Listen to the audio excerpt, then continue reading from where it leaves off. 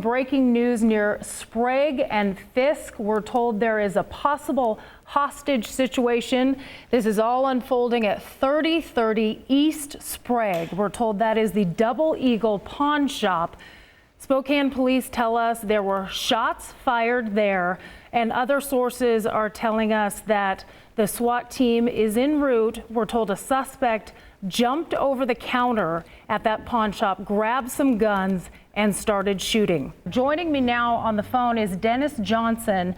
Dennis, I'm told you're the brother of the suspect inside right now. First of all, who's your brother, Dennis? His name is Jonathan Johnson. Jonathan? Yeah. And Dennis, what do you know about what's going on? He just called me 10 minutes ago and said that he's a double eagle pawn and he's got a gun and called me it's a hostage situation. Any indication, Dennis, about why he may be in this situation right now? I know he's an addict, and that's about as far as I know. Right now, we want to go to KREM 2's Othello Richards, who's on the phone. Othello, where are you right now? I am a couple blocks from the scene there, Green and First. I can see the intersection of Fisk where I am, but I cannot see the pawn shop, and that's for a very good reason, because the authorities tell us this suspect appears to have weapons, appears to have a lot of ammo, and he has access to the roof. We want to head back to KREM 2's Haley Gunther live on the scene now. Haley, I understand you've gathered some more information. Hi, Jane. Good afternoon. Well, the Spokane Police Department just did a mini press conference with us. They did confirm, yes, a shot was fired, at least one, and the suspect is telling 911 operators that he does, in fact, have a hostage inside. Now, this is Justin Robertson. Now, Justin, talk about where you were and what you heard while you're in there. I was pretty much on the aisle where the TVs are set up, and I was just checking out the TVs, and then I heard a couple people yelling like, "Sir, sir," and then I look up and dude had the shotgun in his hand and he was loading the shotgun, and everyone ran out the door. And joining me now is Jen York. A lot going on social media wise. Absolutely. If you are not next to your TV, we have got you covered on social media. If you need to step away, maybe on your lunch break, you need to go to work, that's where you're going to first check. We have a live stream on KREM.com where you can watch our coverage all day long, or as long as this situation lasts. And right now, I know several hundred people are watching it. While this was going on, other businesses in the area were evacuated. Now, I have a gentleman here, Ted Danick. Now, Ted, you have a store just right across from the Double Eagle, right? We sure do. Contineo, it's a financial services company. Now, talk to me. At what point did you realize that something was going on across the street there? Well, we didn't hear anything, but we certainly saw the workers kind of flying out of the store, and one of them came over and told us what was going on. Right now, you can see in our live picture, there's a police officer there in a bus, and those people in the green polo shirts are workers at the pawn shop. They went in there. They now have the suspect in custody, and this hostage situation that's long drawn out is finally over. Hey, good morning. I'm Sten Wallstrom, breaking in briefly here as we're tracking breaking news out of Lincoln County, Washington. Authorities confirmed a plane from Naval Air Station Whidbey Island over in western Washington crashed in a field between Harrington and Odessa this morning. Right now, we're working to find out how many people were on board, what type, if any, injuries, things of that nature. This is the first picture we're seeing from the scene. This is an aerial picture from Stan Dammel. He is the manager of the Odessa Municipal Airport who flew over the wreckage. He says he saw no sign of the body of the airplane, just that charred speck of land and wreckage strewn from there, possibly giving you an idea of the force involved in this crash. Here's another picture of the scene from a woman who lives nearby. This was taken just a few minutes after the crash. You can see the plume of smoke rising from the field. So let's take a look at a map of that area where this is located. Again, a military plane crashed in a field outside of Harrington. Then sheriff's deputies are keeping us more than a mile back from the site.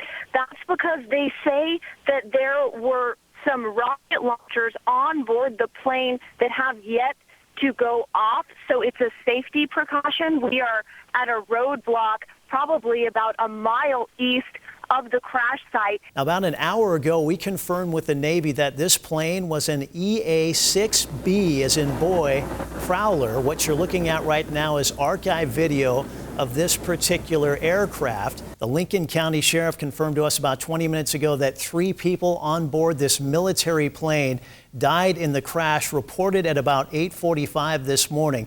We're now able to show you some live pictures. This is happening right now with a helicopter up right over the scene. This plane was on a training mission from Western Washington. Whidbey Island Naval Air Station has confirmed it was one of their planes. Jen, you've seen a lot of posts, Twitter, Facebook, and the like. Yeah, good afternoon, Sten. KREM 2 was first to confirm this crash involved a military aircraft. We were able to put that information out within seconds on the KREM 2 Twitter page. Since then, we've documented everything from witness accounts of what people saw and heard to sending out pictures from the scene from our viewers and reporters, including this information from the Odessa airport manager. He flew over the wreck site shortly after the crash and let us know there was, quote, no plane left. National Weather Service issued this storm warning and says if you are in its path, prepare immediately for damaging winds, destructive hail, and deadly cloud to ground lightning. We have a few pictures sent in from the storms tonight. Continue to send those in, pics@krem.com, and send us any information that you have from your area. This is between Harrington and Odessa, where we saw lightning earlier today, and those big storm clouds. Again, gusty winds and hail, light rain. Continue to send these pictures in, and we'll continue to update you on any severe weather alerts as we get closer to the 10 o'clock hour. Brianna, thank you much. And those dust storm pictures are just some of the many, many incredible weather shots that you guys have been sending in to us. Please do continue to send those pictures. We also want to let you know we have multiple news crews out there in the elements right now, gathering the latest information on the aftermath of this storm. We're going to turn straight to Jenica Villamore as she is headed down the South Hill right now. Clearly, you can see it is raining right now. Jenica, what else are you seeing out there?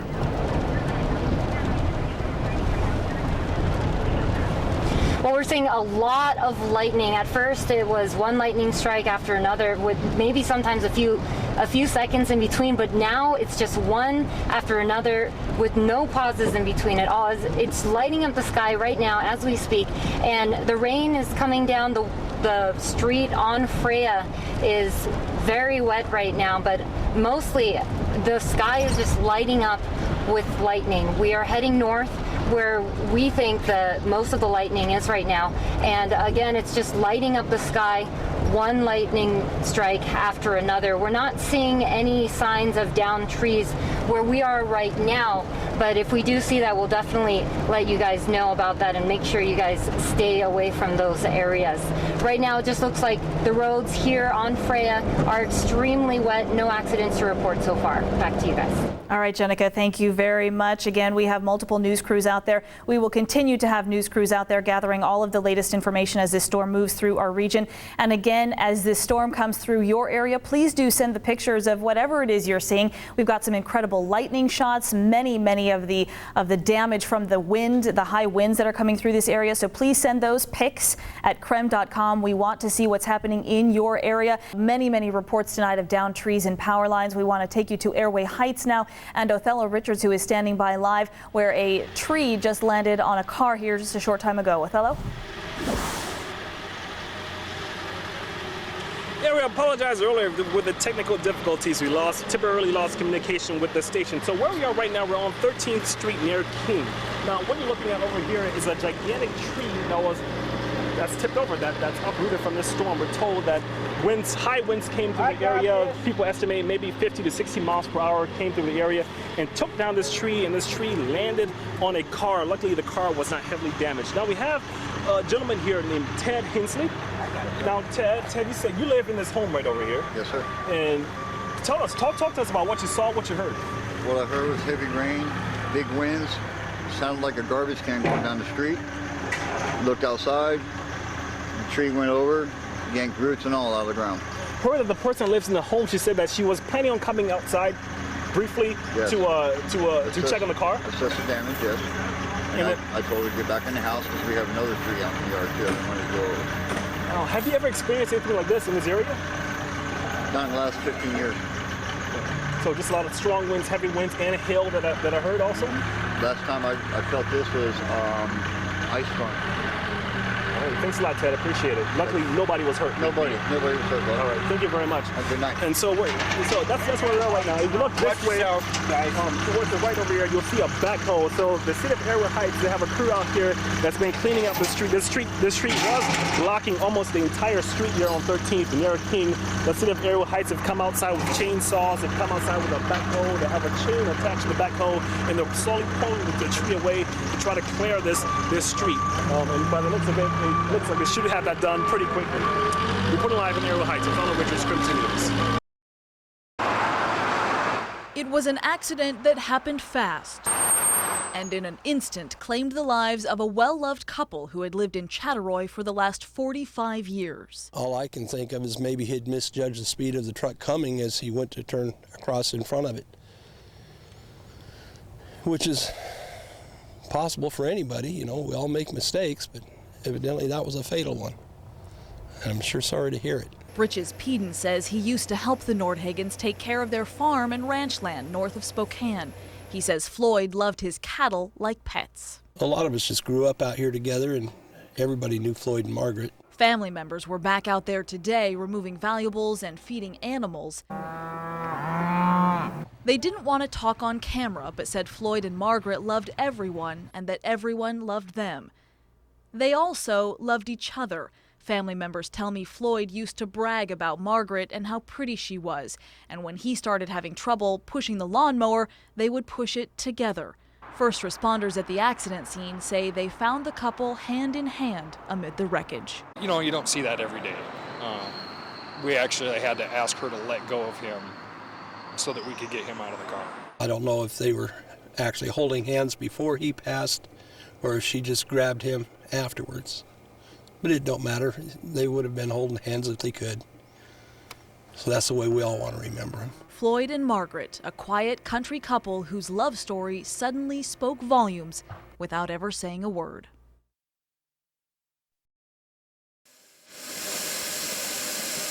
We know the water we drink, the air we breathe, and the food we eat influences our health. Has our WGA changed? But the discovery in Dr. Michael Skinner's WSU lab could turn science on its head. What your great-grandmother was exposed to when she was pregnant could actually cause a disease in you, even though you've never seen any exposure, and you're going to pass it on to your grandkids. Skinner is challenging the main paradigm in biology, the idea that your DNA determines your destiny. So what we suggest is that it's not that that's incorrect, but it's a small piece of a much bigger story.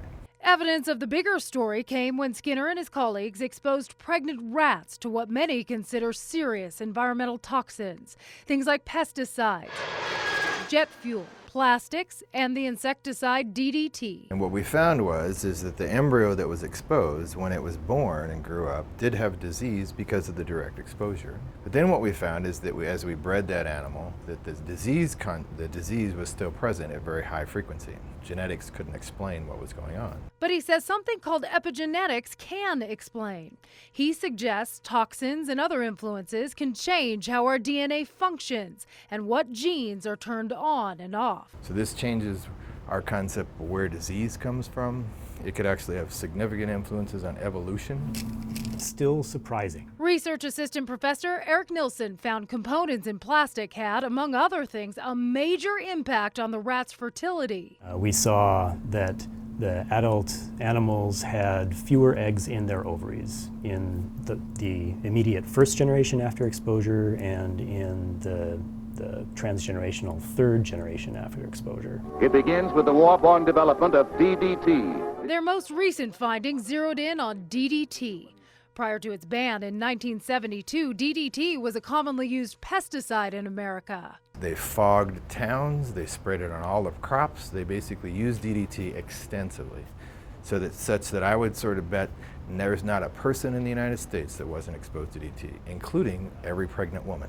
When they exposed pregnant rats to DDT, 3 generations later, animals whose ancestors were exposed to DDT developed obesity. On exactly the same diet and exactly the same exercise, the ones that's susceptible will develop obesity. Around doorways, for instance. Skinner believes ancestral exposure to DDT may be one of the factors in America's soaring obesity rate. We are 3 generations from the 1950s. The obesity rate in the 1950s was 3%. Today, it's over 35%. The findings are controversial. Skinner says some people within the EPA and the chemical industry are very much opposed to his research. Had some people try to get my grants revoked from the National Institute of Health. The first time through. Despite the naysayers, these researchers are convinced. This really is a serious concern on a human health level. Your biggest source of contamination are generally your water source and your nutrition.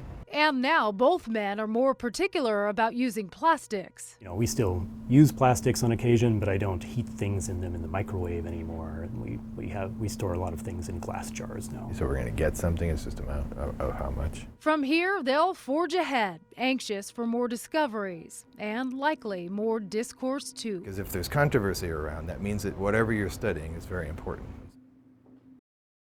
Each building was identified by a colored banner. John Stager is proud of the Tapio Office Park. Flavor Cafe offers coffee and lunches for all the tenants at Tapio. His family, along with 4 other local families, purchased the property in 1989. His dream, build Tapio into the finest office park in Spokane. But that dream turned into a nightmare in the mid-90s when he received word from the state of Washington the North-South Freeway would tear right through the complex. It's just a huge cloud of uncertainty. You know, for the tenants, they don't know how long they're going to be able to do business here. I have to answer those types of questions when we, discuss lease negotiations. That uncertainty has meant tenants leaving, short-term leases, and empty office space. The most frustrating thing for Stager has been watching houses being torn down around him while he waits for answers from the state. Stager's lawyer, Kevin Roberts, says the state has strategically purchased the property around the Tapio, causing its value to drop, essentially putting the office park on layaway. I did reach out to the Attorney General's office for this story, and they said they don't comment on pending litigation. I also spoke with a representative from the Department of Transportation who says the state simply does not have the money right now to purchase the Tapio Center, and there's no timeline on when they will.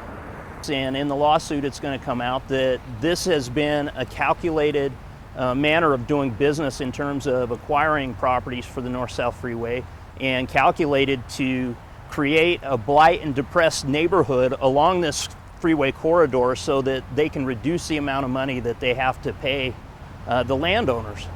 Roberts shared this internal DOT email dated October 9th of 2006 to support his argument. It was part of a case that involved the old Ziggy's store on Market, who at the time was in a similar circumstance as the Tapio. In it, the state outlines a strategy of purchasing property around the store, blighting the area, then buying that property at a reduced price. When Stager saw the email, it just confirmed his suspicions. And now it all makes sense.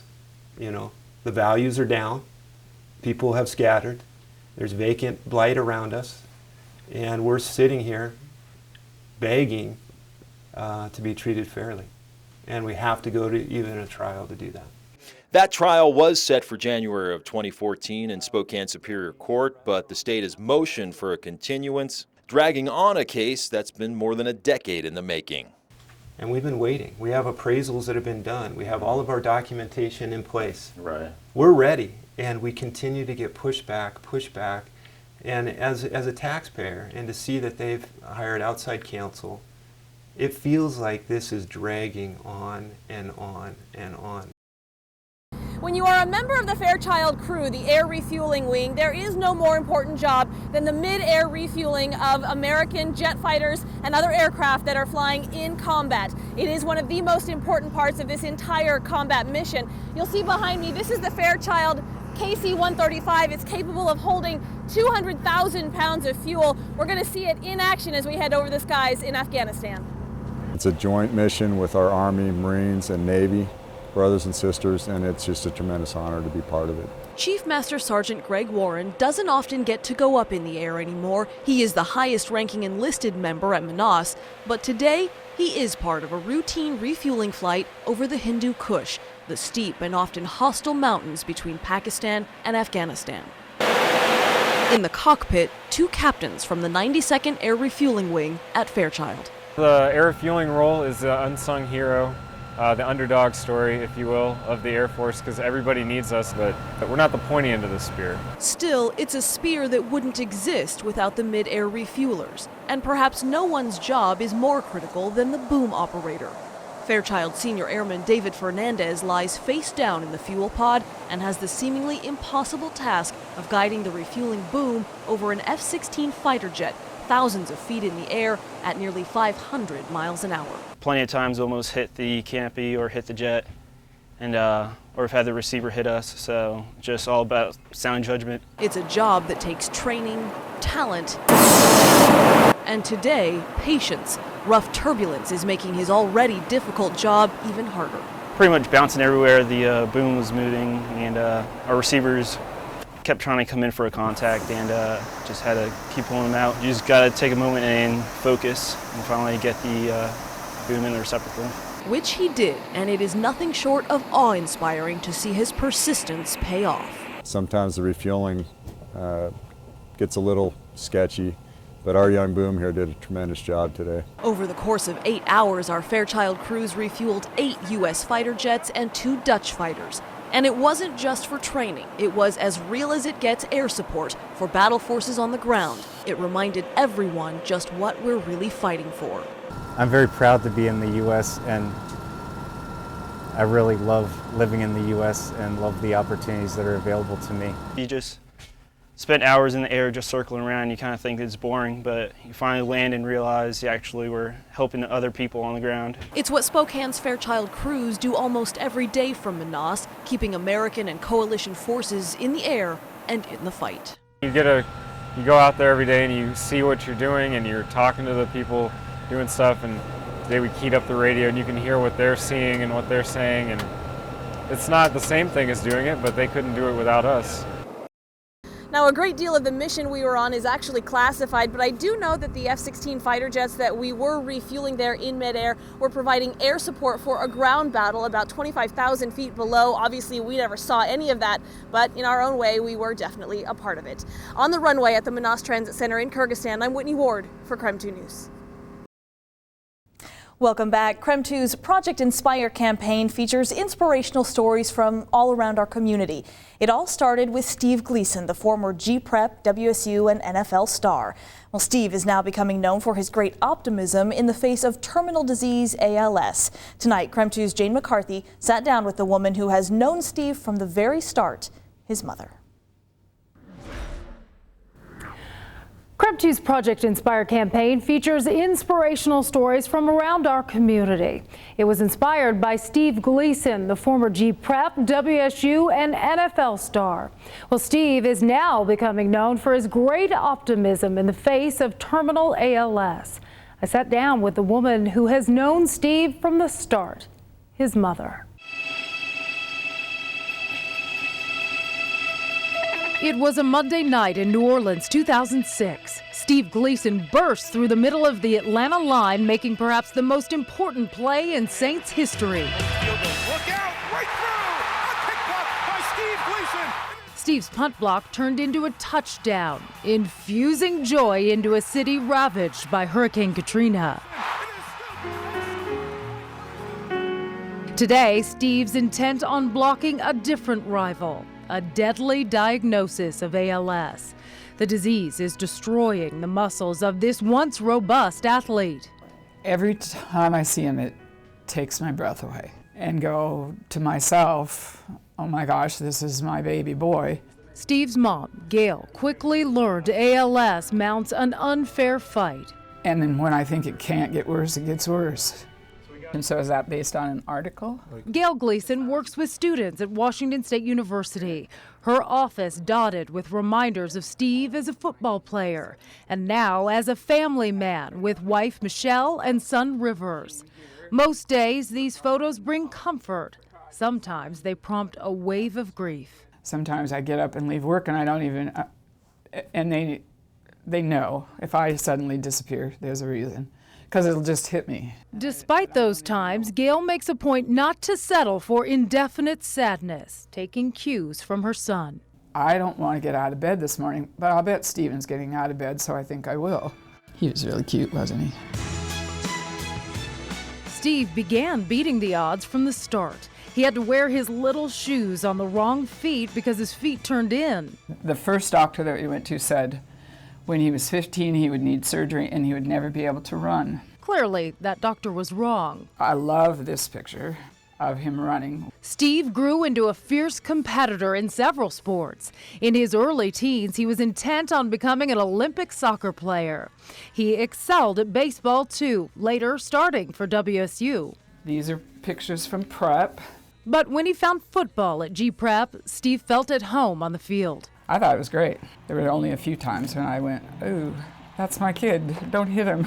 Don't hit him so hard. But it was mostly, Stephen, don't hit them so hard. Gail didn't have to worry so much about her son. He was strong and smart. He became a pro athlete.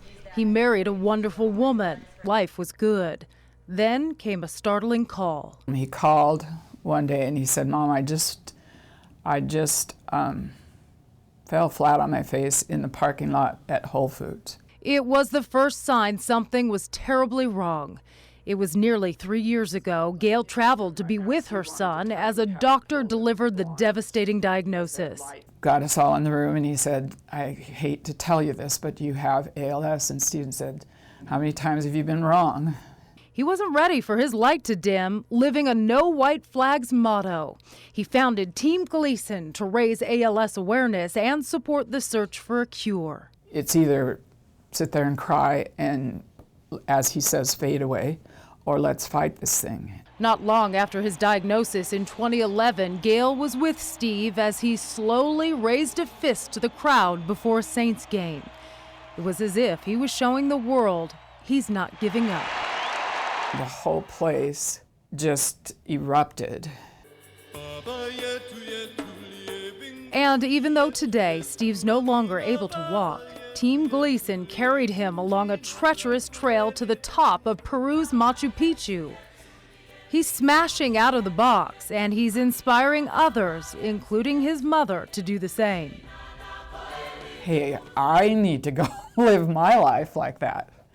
You know, there's times when I just want to sit down and I go, I can't. I have to go do something cool today. People often ask Gail if she wishes Steve never found football, that perhaps the ravages of the sport opened the door for his disease. The disease is so understudied. We don't know enough to be able to say that. The lack of information is troubling, which is why Gail and Team Gleason are working to change that. Because someday she hopes Steve will benefit from a breakthrough.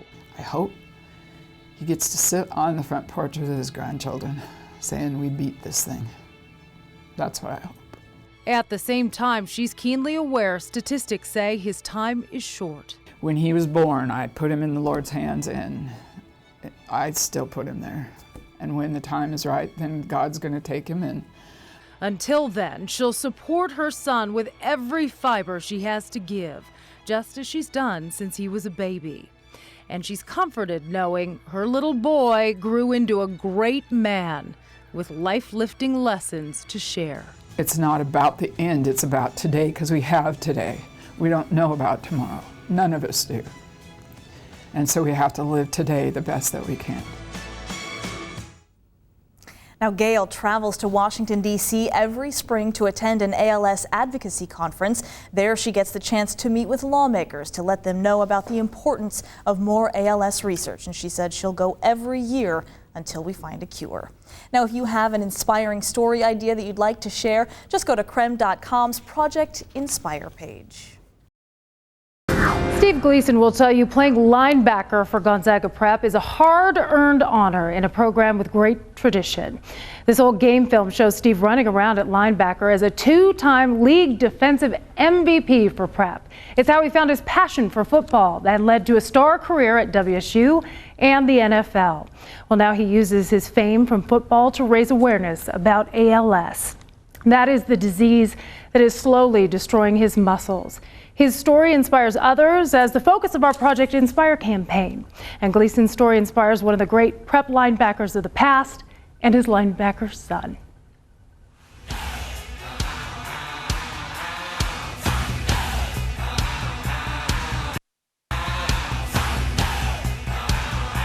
Gonzaga Prep linebackers have thundered opponents for decades. Tom McKernan was one of the best to ever play the position for the Bullpups.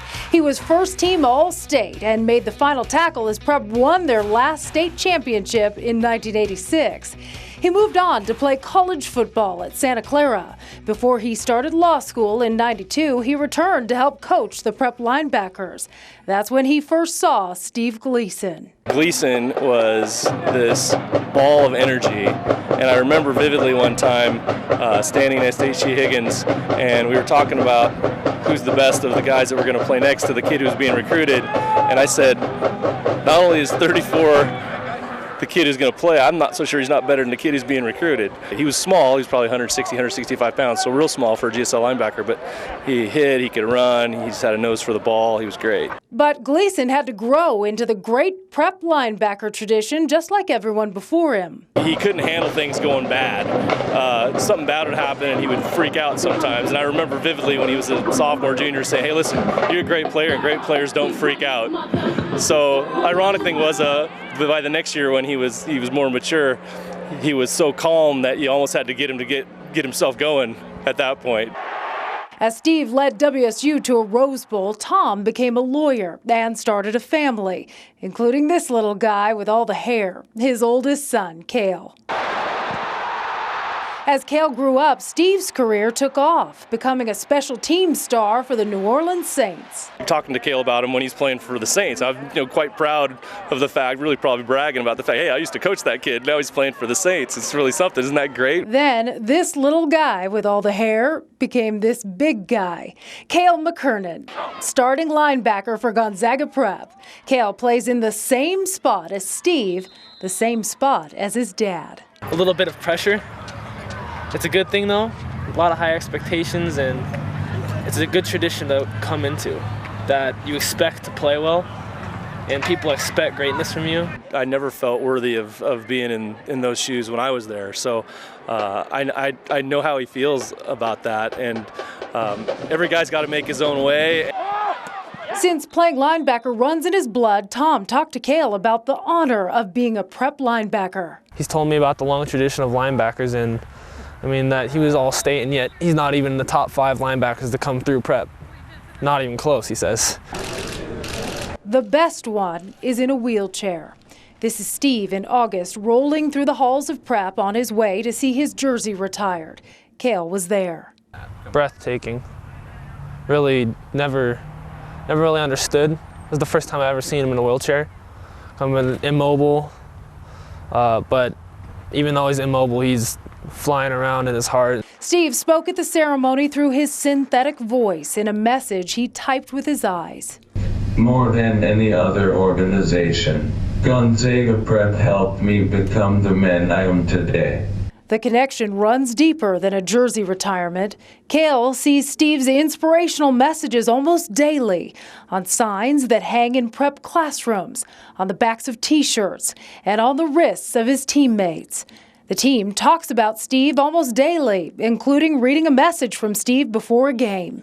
The purpose of my message has been to inspire you to be poised and persistent and courageous. Do this to inspire me and support me in my own mission to achieve the impossible. Let's do this. Have fun tonight. Exhaust yourself in the mission. Steve Gleason, a Bullpup. They yell his Team Gleason no white flags mantra in team huddles. No white flags on 3. 1, 2, 3. No white flags! And head coach Dave McKenna talks about Steve minutes before kickoff. Secondly, I thought about Steve and what he means in this program and the gifts he gives us. We do a no white flags cheer. We wear our wristbands. But really, if he were here tonight, how would you play? Think about that as you go down on that football field. Shouldn't change the way you play. It's your opportunity to inspire him. After all this, Cale only wants to play one way.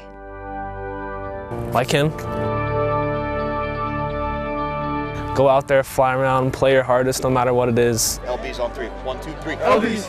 While the play on the field is important to both father and son, the lessons learned from Steve's example off the field are even more important. I'd like him to follow in Steve's footsteps in terms of, thinking outside of himself and being a person for others and, really being part of something bigger than himself. How he battles through adversity every single day of his life, and I mean, the least we can do is go out there and battle through adversity on the field. Because in the end, football is just a game, and you got to give it our all. Because he's going through things much harder than just a game. 3 different Gonzaga Prep linebackers from 3 different decades, united by the guy in the middle with a simple message: inspire. And Cale is holding up his part of the Prep linebacker tradition. He's one of the team's leading tacklers so far. Project Inspire is about telling the stories that inspire you. We're asking you to send us your inspirational story ideas. Go to KREM.com's Project Inspire page to submit your ideas and see our previous stories. I was about to get on the north-south freeway and had to turn around, stop, and watch this man.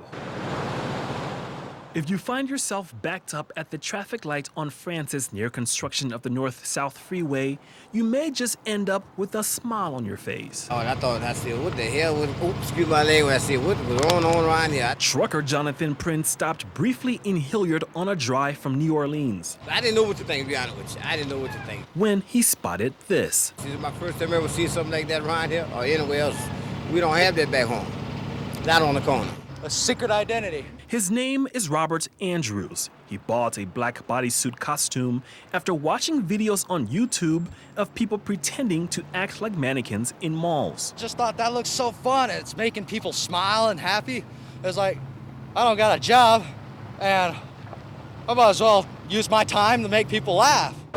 The first time the 20-year-old tried at a Spokane mall, he got booed to the curb. So I thought I'd just come down here to my local gas station and perform for the people that are in this huge line because of the construction. His show lasts a couple hours a day. I had to stop and take a look, just to see what's going on, but pretty entertaining. Almost every day. I try to take the day off and learn some new dance moves. Andrews admits his appearance may frighten some people when he walks around. That's why I try to dance and do some funny things to lighten the mood. Andrews plans to return to school to get a degree in graphic design. In the meantime, he says all of that dancing is good exercise.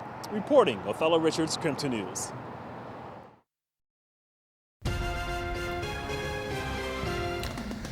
Two major stories today. A man opens fire at an East Spokane pawn shop, tells police he has hostages. We were there when it finally ended with a suspect stuffed into the back of the police car. Also a huge story nationally taking place right here in Spokane. Police search for the killers of this World War II veteran. Today they arrested one of the suspects. You see him here in this exclusive video we shot just an hour ago. They are still searching for the other teen accused in this horrific crime. KREM 2 News at 5 starts now. Good evening and thanks for being with us. I'm Randy Shaw. And I'm Jane McCarthy. That deadly beating of a World War II veteran in Spokane is sparking anger and calls for justice from across the nation. Tonight we're offering unique coverage of this story. Now here's the latest on this. One of these young suspects, that's him, 16-year-old Demetrius Glenn. He's in custody. This is exclusive video shot outside the juvenile facility just about an hour ago. Police escorting him to the main facility at the Spokane County Jail.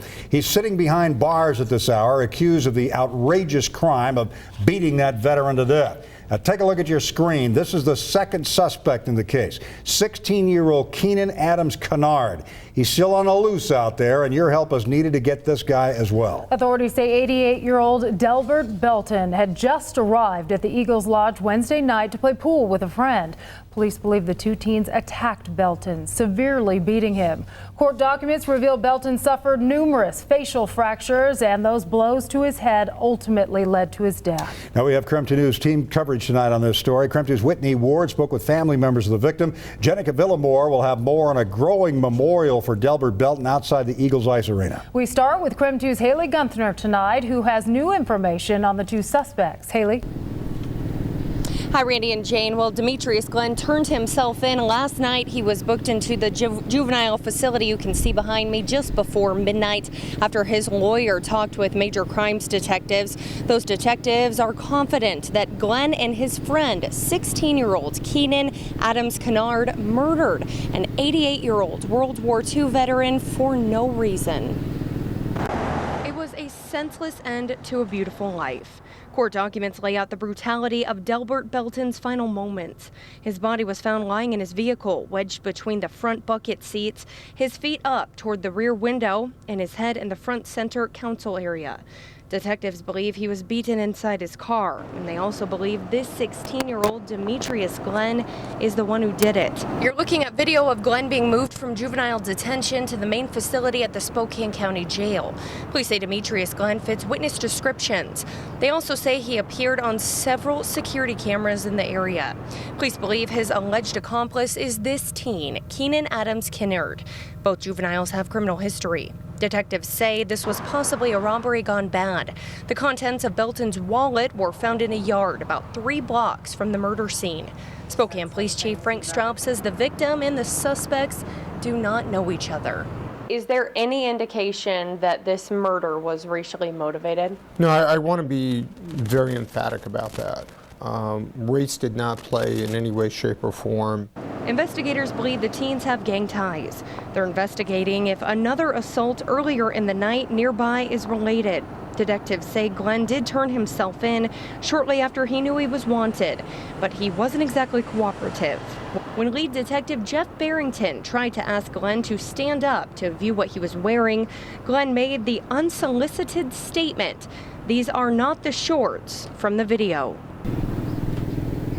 Now, Glenn will be booked into the main facility at the Spokane County Jail, and then he will be sent back to the juvenile detention facility. I am told that he will be charged as an adult, likely be in first court appearances Monday morning in Superior Court. Once again, if you have any information about Kennard's whereabouts, the other suspect in this case, you are urged to call 911 immediately. Reporting live, I'm Haley Gunther, Crime 2 News. And we want to take a moment to show you that guy's picture again. This is 16-year-old Keenan Adams Kennard. He's still on the loose out there. Your help is needed to get this guy who is wanted for the beating death of that veteran. As police search for his whereabouts at this hour, the victim's family says both those teenagers deserve to face charges as adults, not juveniles. Whitney Ward spoke with Delbert's relatives today. She joins us now live from the murder scene with their reaction to these latest developments. Whitney? Well, Randy, Jane, prosecutors say that these 2 suspects will likely face adult charges. And when I spoke with the family today, they said these kids do deserve some grown-up charges. If they wanted to rob him, just ask him. He would have given it to him. I know he would have. Dana Belton says she'll never be able to make sense of the senseless violence that claimed her grandfather, Delbert Belton. Just knowing he's gone and the way it happened. It's been an incredible blow for the entire family, but relatives tell me they are relieved at how aggressively police have pursued the 2 suspects, and they fully support adult charges for the 16-year-olds.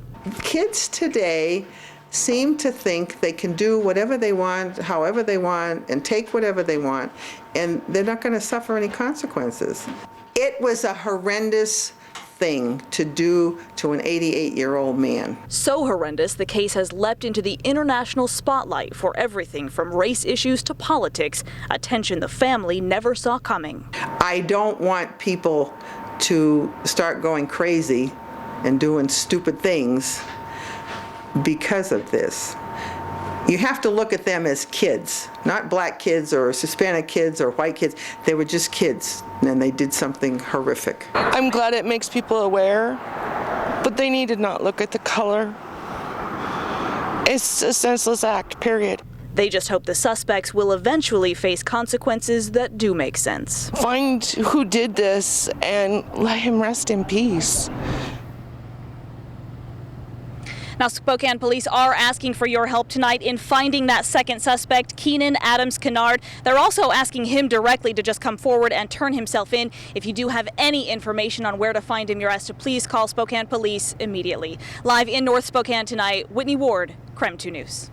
Thank you, Whitney. And again, this story is receiving a lot of attention nationally and even internationally. Here locally, people connected to KREM.com to share their thoughts about the death of Delbert Belton. And his story has spread far beyond Spokane thanks to the power of Twitter. As of about 8 o'clock last night, his story began trending nationally on Twitter. Actor James Woods tweeted this message, which has been retweeted several hundred times. It says, hashtag Delbert Belton. Please retweet. Don't let him die without anyone caring. The story took off from there on Twitter as the actor continued tweeting about the Spokane veteran throughout the night. And the website TrendsMap, a site used to track what people are talking about on social media, shows where people are talking about Delbert Belton across the U.S. People all across America are thanking the World War II veteran for his service. They're also demanding justice. Well, a memorial for this World War II veteran keeps growing outside the Eagles Lodge in North Spokane. KREM 2's Jenica Villamore is live outside the Eagles Lodge. She tells us who's been stopping by. Jenica? I've been out here for a few hours and I've seen many people drive by slowly taking a look at the memorial that they have out here. And even staff members here are showing their support. Take a look at this, flying the flag at half-staff. It's just terrible. Whether they knew Delbert Belton or not, it didn't matter. I just feel that we all know him here in Spokane. Whether it was the woman running his bingo class, he made it fun for people to be around him, or a neighbor to the Eagles Club, they all say they're here for him. We have to show support. Dozens of flowers fill the memorial outside the Eagles Lodge on Lidgerwood Street, along with notes to Shorty thanking him for his service. This woman never met Belton, but brought a pot of flowers anyway. A serviceman, 88 years old. We all know that he gave so much for this country. She's one of many showing their support. Bruce Peterson stopped by with his brother after hearing what happened. Never needs to go this far. But those who did know the 88-year-old remember him with a smile. It's very cheerful, very polite. Meanwhile, flags and letters fill his memorial to show he's not forgotten. That's one thing they could never take from him. Couldn't take his spirit away. People who work here say that the phones have been ringing off the hook with calls offering their support, many of them saying that they were veterans too. Now, we will be back here tonight at 8:30 for a candlelight vigil planned for Belton. You can see that story tonight at 10 and 11 o'clock. Reporting live in Spokane, Jenica Villamore, KREM 2 News. To learn more about the Delbert Belton story, you can download the story of KREM 2 mobile app for your tablets and smartphone. We've started our own section there dedicated to this. Just search KREM in your smartphone market. Now to our other big story today. KREM 2 News was first to tell you about a dangerous potential hostage situation in East Spokane. We stayed live on the air for you for about 2 hours until the good news came in that the suspect walked out and police arrested him. Officers responded to reports of shots fired a little after 10 o'clock this morning. Suspect reportedly armed and had access to numerous weapons in there and may have had at least one person hostage at the Double Eagle Pawn Shop at Sprague and Fisk in East Spokane. Sources told us the suspect jumped over the counter after entering the shop. They say he grabbed a weapon and just started shooting. Amazingly, no one was hurt. Police later arrested 26-year-old Jonathan Johnson without further incident. We are the only station in town giving you comprehensive coverage on every platform today. Taylor Vito will join us in a minute with more on how the suspect contacted the KREM 2 newsroom during that standoff. First, we start with KREM 2's Othello Richards, who has eyewitness accounts of what happened inside the pawn shop. Imagine being in that pawn shop at the time the suspect allegedly started to fire off shots. We talked with two customers who were. A quarter after 10 this morning, Spokane police rushed to the Double Eagle Pawn Shop on East Sprague. The information authorities say dispatch received: a man inside, armed with a gun, firing shots, possible hostages. It was crazy, I don't know. It just happened so fast, I just kind of ducked and hid. It's kind of crazy. Justin Robertson was a customer inside at the time. And I just heard everyone start yelling like, sir, don't do it. Put down the gun or something. And I look up and the dude's back there loading the shotgun. Robertson says he hid and called 911. then he started yelling about his son and Obama. Police say the suspect, 26-year-old Jonathan Johnson, did not go to the store armed. Witnesses say he grabbed weapons that sat on display after he entered. We were at the counter waiting for my daughter's laptop, and we heard the cashier guys yell, there's a gun, and they started running, and then we heard shots, and everybody just started running. Christina Kendall ran out with her daughter. The cashiers when they went and grabbed their guns to try and hold them off, but we had already run out before they came out with their guns. Robertson remained in the store in hiding. He says several employees armed with guns provided cover outside near the entrance for him to leave. When I came around the aisle, the counter of the aisle, the guy with the shotgun looked me directly in my eyes, and I just put my hands up like, don't shoot, and I slowly walked out the door. Police say at some point Johnson called 911 and stated he had hostages, but that turned out untrue. Authorities say negotiators eventually talked him into surrendering. A witness says Johnson walked outside with his arms raised. We had an individual that was armed with a lot of firepower, quite frankly. This is the way we want it to end. Now, witnesses guess anywhere from 20 to 30 people were inside that pawn shop at the time. Nobody got hurt. Reporting live, Othello Richards, Crim 2 News. Well, while we were in our nonstop live coverage of the pawn shop standoff, a very unusual situation was unfolding behind the scenes right here at our studios, something we couldn't tell you about at the time, but we can now. That suspect used another person to call the Crim 2 newsroom and talk to our staff. Crim 2's Taylor Vito is live in our newsroom tonight to explain what happened there. Taylor? About an hour into our continuous coverage of the standoff, this phone rang, and suddenly we became a part of the story. I think your brother Dennis is out there right now. Do you want Dennis? Our assignment manager answered the phone. She learned the suspect used a third party to call into our newsroom. We contacted police right away. They asked us to keep him on the line and keep him calm, which was difficult because he kept making threats and demands. Hostage negotiators eventually told us to hang up after 30 minutes, so we did. But the suspect called back a few minutes later. Police this time gave us a phone number for the suspect to call. Negotiators and the suspect agreed. 15 minutes later, police made the arrest. We want to emphasize that we did not contact the suspect. He called us through a third party. Police say if you find yourself in a similar situation, call them so they can handle it just as they did today. In the newsroom, Taylor Vito, Crim 2 News. Quite a day. You can head to crime.com right now to see more video of the standoff today. We've got uncut footage from throughout the standoff situation. It's under featured video on our website at crime.com. Well, it certainly wasn't a quiet news day, but fortunately it was a pretty quiet weather day. And we thought it was going to be the opposite. We thought we were going to have a really active weather day. We didn't get hit by the thunderstorms. They were a complete bust here locally. They did kind of rage across areas of northeastern Washington and up around Priest Lake and Sandpoint. You take a look at the satellite and radar composite right now, you can see just a few remaining showers up there, but not much in the way of thunderstorm activity, although you've got one that has just kind of moved to the north of Sandpoint and again still south or southeast of the Priest Lake area. Again, still a chance of maybe a few more showers or thunderstorms maybe into early Sunday morning. Saturday night into Sunday morning. Temperatures will certainly be more comfortable. We'll look for a high Saturday of 82 degrees. I'll talk more about Sunday and your 7-day forecast all coming up in a few minutes. We're still ahead tonight. A man may have been hit by a train in Spokane late last night, but he was never found. Also, Spokane Public Schools now providing students with their own email accounts.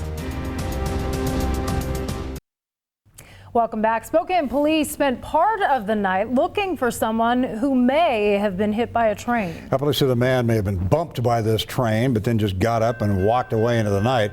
The train stopped, of course, blocked the intersection near Mission and Perry for some time while crews looked for the victim, but never found one. Jeremy McVicker was sentenced today to up to 63 months in jail. He's the man who accidentally shot and killed a friend, but then he dismembered his friend's body with a hatchet. This happened back in January. Detectives say McVicker accidentally shot 19-year-old Dylan Heinen in the head with a 9mm pistol. McVicker says he got a hatchet and struck Heinen's body about 40 times. Well, Heinen's family says they've received a lot of support from their son's friends, but they're glad the court process is now done. I think this kind of gives us our first step to healing, healing as a family. Something good needs to come out of Dylan's death. And I think by the sentence that was put upon Jeremy will hopefully, when this is all said and done, make him a better person. When McVicker is out of jail, he will not be allowed to contact the Heinen family. Spokane Public School District says its new student email system is going to be safe and secure.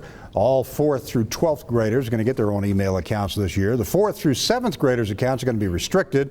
It will only allow emails between themselves and their teachers. But with parental permission, the 8th through 12th graders will be unrestricted in order for them to have contact with universities.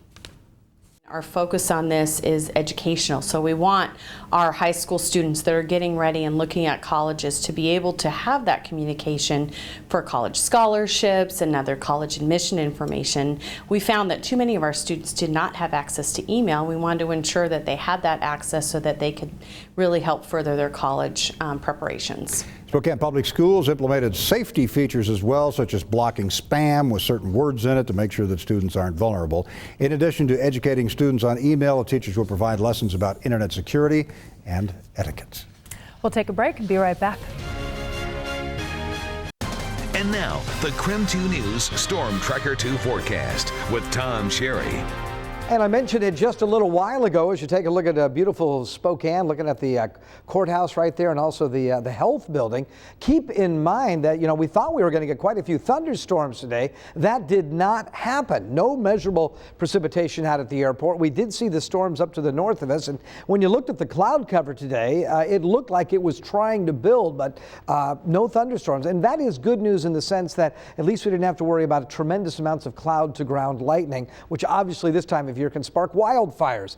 81 degrees was our high today. It was a sultry night, though. The overnight low only dropping down to 64. We're tracking, you can see the storm moving to the north of us now up into British Columbia. Still this system right here, but again, look how most of the energy is moving up into the Gulf of Alaska. A lot of that monsoonal moisture now looks like it's moving to the east of us, into eastern Idaho and into western Montana.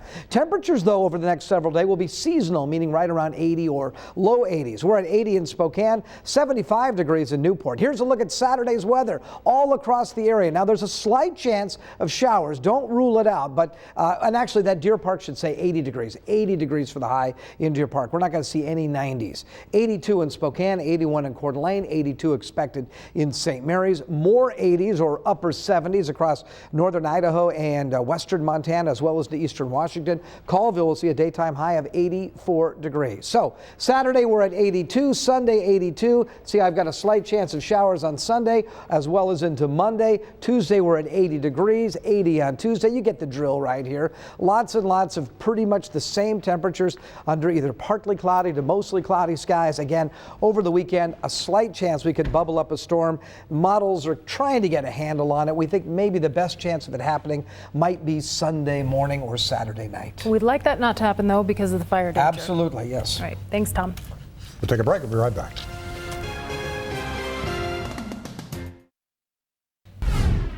We're tracking some breaking news out of Spokane County where authorities responding to a two-car crash, a terrible accident there.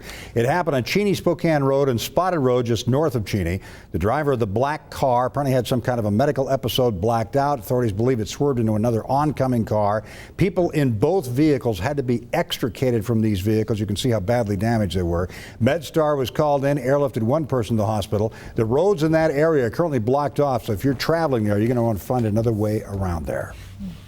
In other news, the jury convicted Major Nidal Hassan on all 13 counts of premeditated murder. That's in the 2009 massacre at Fort Hood. Unanimous conviction allows prosecutors to seek the death penalty in his case. The Muslim U.S. Army officer was screaming in Arabic and opened fire, killing 13 people, wounding dozens more in the shooting rampage. From the beginning, Hassan admitted he did it, that he was a shooter. The trial now moving to the sentencing phase. Military jury has sentenced Sergeant Robert Bales to life in prison with no chance of parole, none. Bales massacred 16 Afghan villagers last year. He pleaded guilty in June to avoid the death penalty.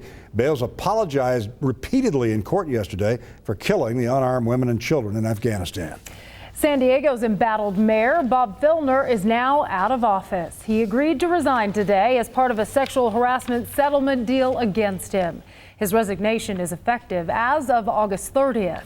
18 women have publicly accused the 70-year-old mayor of making unwanted sexual advances toward them. Filner's ex-fiancée broke her public silence yesterday about Filner's behavior. I don't think it has anything to do with sex or love. I think it has to do with power and control. So, of course, it feels awful. It feels horrible. Filner apologized to his accusers, yet he denied ever sexually harassing them. A special election to replace Filner will be held within 90 days. It's back to school time, and a lot of local children getting pretty excited. We'll tell you the proper amount of sleep doctors say they need for their best success. This is a memorial outside the Eagles Lodge tonight in North Spokane for the World War II veteran Delbert Bilton. 2 local teenagers accused of beating him to death. One of them's in custody. Tonight, this memorial will have people all around as friends and family hold a special vigil. We'll be there for you tonight, show you how people are remembering Belton tonight on Crampton News at 10 and 11. With the start of the school year close, doctors say parents should not wait until the last minute to get children back on their school year sleep schedule. A doctor at Gramercy Pediatrics says good sleep habits are strongly related to good schoolwork. He says children ages 3 to 5 need a total of 11 to 13 hours of sleep. 5 to 10-year-olds need about 10 to 11 hours, and teenagers need at least 8.5 hours. Caffeine, sugary drinks, big meals, and electronics before bed keep kids awake late, so doctors say try and avoid those things. When was the last time you had 13 hours sleep? Over 2 days. Yeah, exactly. Weather-wise, we're looking for comfortable temperatures over the weekend. Low 80s.